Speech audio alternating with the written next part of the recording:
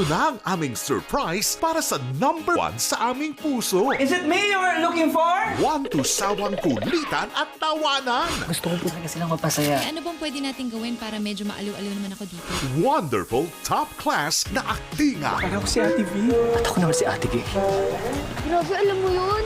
Parang may pinagdadaanan siya. Mga tagpong inyong kakabaliwan. Walang himala, mga kaibigan.